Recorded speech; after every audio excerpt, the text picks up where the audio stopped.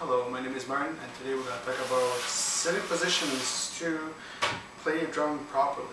Okay, it's very important that you sit in a very good position, a good height, and have a good drum too, that you can play with. So like that you don't have back problems when you start playing, especially if you're jamming with a bunch of people for about half an hour, 45 minutes.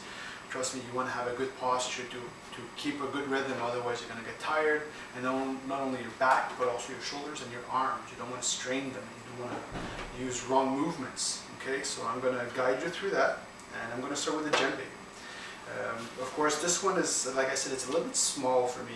I wish I had it a little bit bigger, but you know, for now, just for the example, just give you a good idea. So what you want to do first is that you want to get the back of the goat. You'll see there's going to be a line. I don't know if you see it on this one, but on these ones you'll definitely see it. Right, it's right here. You want to have that right in front of you. Okay, not sideways, not like this, or at an angle. Okay, you want to have it right in front of you. You'll have another example on this one, right? Could be right in the center. So when you play, make sure you have your back straight. Okay, don't play like this, otherwise you'll end up having back problems, and then you tend to be playing like this. You want to be, you know, upright.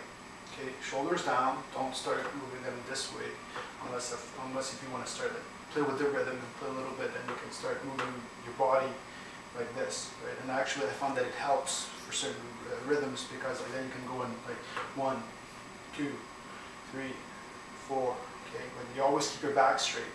Right, and your shoulders down all the time. Okay, all rhythms should be played. Your djembe playing should be like this. Right, kind of robotic. You'll find, but that's how I've been taught, and actually it helps. Right, it keeps everything in place, and you'll get a good sound too. And the more relaxed you are, the faster you'll be able to play, and the more of a clear sound too you'll be able to get. Okay, so and then what you do with your djembe is that you want to tilt it up a little, tilt it down a bit, like this, not the other way, not like this. This way, so you have a good angle. So when you play with it, your drum, it's kind of like, you know, nice and flat. So when you hit it, you don't have to hit it like this. It's going to be straight. Right? Bass, tone, and your slap, same idea, except it's accentuated at the tip of your fingers. Look at that, get it on. So your bass, right? So everything is all aligned. Okay. Now for the ashiko, same idea, same idea. The only difference is that, as you see here with the djembe, how it's built and constructed is that when the sound comes out, here it's kind of like it opens up, right? So the sound can go out, and it gives it space for this to play a little bit outside, right? When it goes out down there, because of the angle. The ashiko is a little bit different. So you have to lift it up off the ground about 2-3 inches. So you can get that bass. Otherwise, if it's just, for example, sitting like this, you won't be able to project as much sound, right? And if it's off the ground by a few more inches, it's a huge difference, right? So I like to have it, you know, 2-3 inches off the ground. Same idea, right? Make sure that the skin in the back there is right in front of you, you know, and you have a good solid structure with it, so you can play.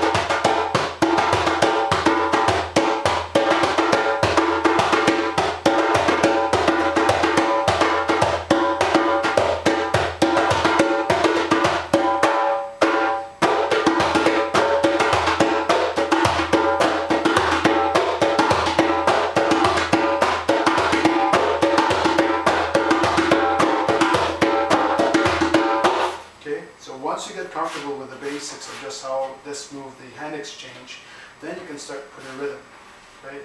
Everything is a rhythm, right? So once you start feeling comfortable with it, you know, play with it a little bit. Don't just be all like, no, play with it a little bit. Feel it, feel the rhythm. The rhythm all have like a specific language, and you got to feel that, right? And once you get the hang of it, it's going to be like.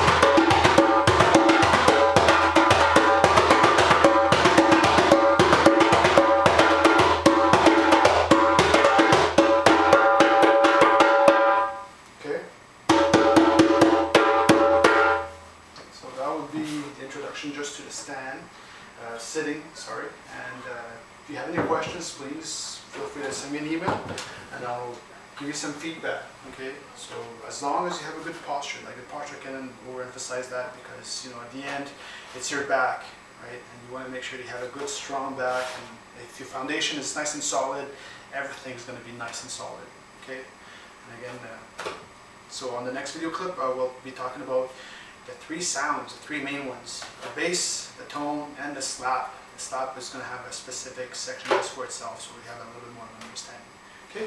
So I'll catch you later.